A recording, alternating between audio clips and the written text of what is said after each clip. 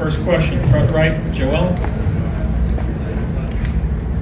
Well, Lorenzi with the Oklahoma. And Shai, I just wonder in these two games what you've learned about what it sort of takes to operate with a 10 to 20 point lead against Indiana, and then what you felt maybe was different about the middle quarters tonight than the other night.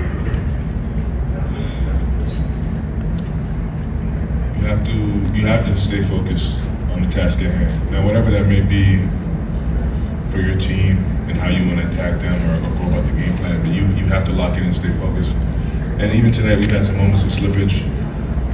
Now, you're not going to be perfect out there, but it goes without saying, like, to make it this far into the season, it's going to take supreme level of focus to reach an ultimate goal. And they're there to display that to the highest form. Like, they play a full 48 minutes, and you can't just throw the first punch. You got to try to throw all the punches all night. And yeah, that's what we did. We threw enough punches tonight to get a W. Joe, next. Joe Masato of the Oklahoman. Shai, what do you think of the minutes that Aaron Wiggins gave you guys off the bench and just his shot making in this one? Yeah, big time. It's impressive to me. Like, he's been exactly who he's been all year throughout the playoffs. Like, sometimes he gets 20 minutes, sometimes he gets 2 minutes, sometimes he gets 10. Like, it's all over the place, and no matter what, he finds a way to impact to win it for us. And you need it in the biggest moments. No one-man show when you're in an NBA championship.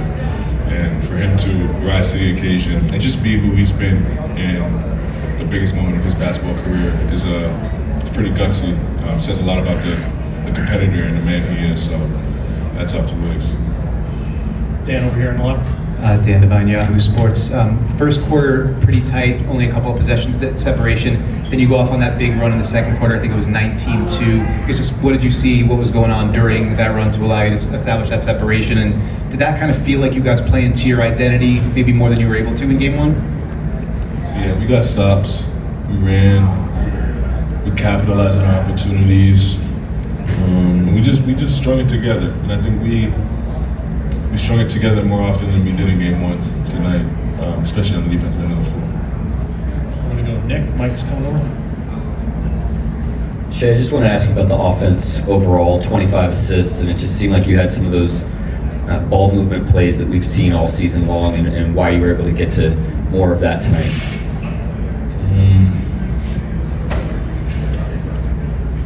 Every night for me personally, you try to attack the defense and you try to just like make the right play. You try to make them pay for what they throw at you, coverage-wise, scheme-wise.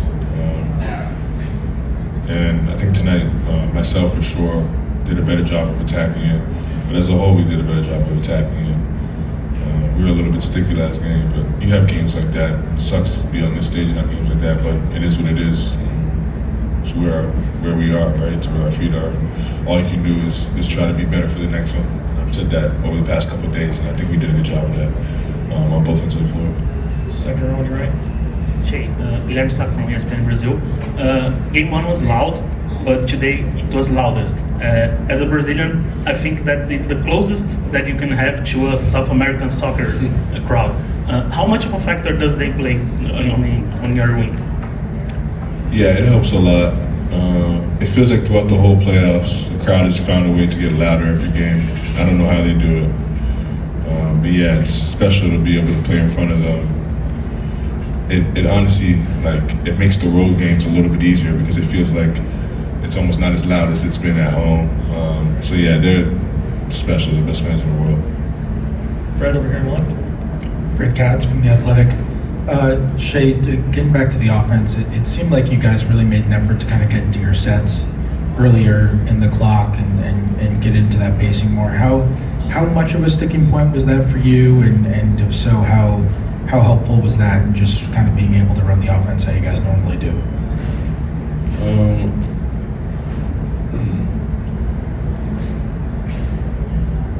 I'm not too sure. That wasn't like something that we try to emphasize going to the game.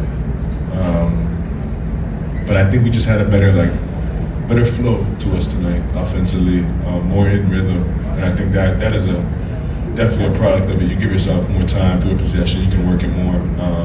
not something we try to specifically do, but stuff like that definitely helps, the little things. Fourth row on the right. Valencia King, Real Talk Sports. Shai, I heard you mention having an extreme level of focus tonight. As you guys head into Indiana, I know the word momentum gets tossed around a lot. Is there momentum that you can carry over, or is it a reset? Every game's a reset, especially at this stage in the season. The series looks so different. We've had a series where we lost a game and won the next one by 40. We've got a series where we won 2 in a row by 20 and then lost the next one by 40. So it's like every game's a reset. And basketball reminds you of that. It's very humbling. It shows you that if you don't stay in the moment, if you don't come ready to play, no matter who you are, no matter what you just did, you can get beat and beat pretty bad. We've learned those lessons, so we should be ready to go. Michael and Sam, last two on the right. Shai, Michael Grange, Sportsnet, Toronto. What does it say that in a game that's pretty much a very crucial win to get, that I think you had 6 different assists to 6 different free-point shooters, and that you were so willing to rely on your teammates in a situation like this? The way I see it, I have no choice. No one-man show achieves what I'm trying to achieve with this game. All the stats and the numbers, they're fun, but I don't play in space as much as I do without having them out there. I don't get open as much as I do without having the screeners out there, whether it's a slide out or a set. Like, those guys are the reason why we're as good of a team as we are, and I just add to it. So the way I see it, I had no choice. They were ready for the moment, as I knew they would be, and they performed.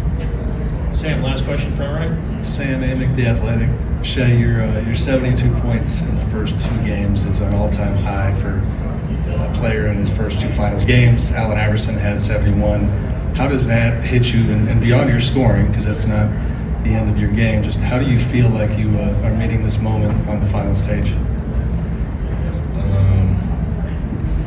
I'm being myself. I don't think I tried to reinvent the wheel or step up to the plate with a different mindset. Just try to attack the game the right way, and I think I've done a pretty good job of that so far.